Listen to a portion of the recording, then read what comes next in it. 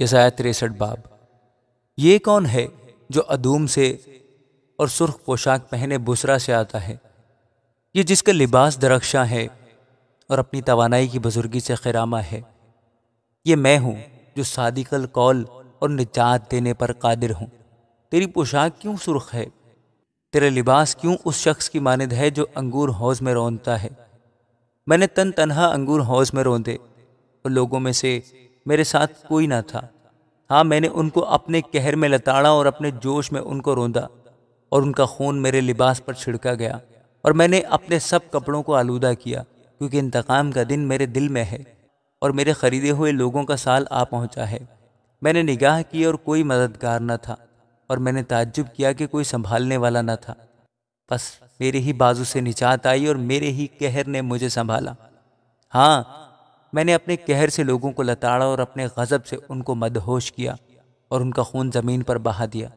میں خداوند کی شفقت کا ذکر کروں گا، خداوند ہی کی ستائش کا، اس سب کے مطابق جو خداوند نے ہم کو عنایت کیا ہے، اور اس بڑی مہربانی کا جو اس نے اسرائیل کے گھرانے پر اپنی خاص رحمت اور فراوان شفقت کے مطابق ظاہر کی ہے، کیونکہ اس نے فرمایا، یقیناً وہ میرے ہی لوگ ہیں، ایسی اولاد جو بے وفائی نہ کرے گی۔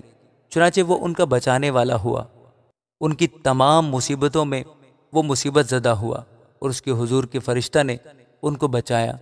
اس نے اپنی الفت اور رحمت سے ان کا فدیہ دیا، اس نے ان کو اٹھایا اور قدیم سے ہمیشہ ان کو لیے پھرا۔ لیکن وہ باغی ہوئے، اور انہوں نے اس کی روح القدس کو غمگین کیا، اس لیے وہ ان کا دشمن ہو گیا اور ان سے لڑا۔ پھر اس نے اگلے دنوں کو اور موسیٰ کو اور اپنے لوگوں کو یاد کیا اور فرمایا، وہ کہاں ہے جو ان کو اپنے گلہ کے چوپانوں سمیت سمندر میں سے نکال لایا؟ وہ کہاں ہے جس نے اپنی روح القدس ان کے اندر ڈالی، جس نے موسیٰ کے دہنے ہاتھ پر اپنے جلالی بازو کو سات کر دیا، اور ان کے آگے پانی کو چیرا، تاکہ اپنے لیے ابدی نام پیدا کرے، جو گہراؤں میں سے ان کو اس طرح لے گیا جس طرح بیابان میں سے گھوڑا، ایسا کہ انہوں نے ٹھوکر نہ کھائی۔ جس طرح مویشی وادی میں چلے جاتے ہیں، اسی طرح خداوند کی روح ان کو آرام گاہ میں لائی، اور اسی طرح تو نے اپنی قوم کی ہدایت کی تاکہ تو اپنے لیے جلیل نام پیدا کرے۔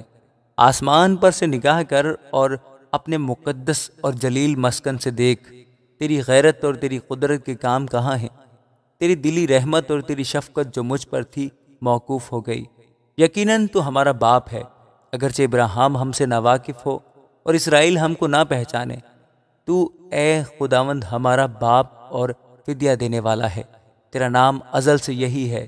اے خداوند، تو نے ہم کو اپنی راہوں سے کیوں گمراہ کیا اور ہمارے دلوں کو سخت کیا کہ تجھ سے نہ ڈریں؟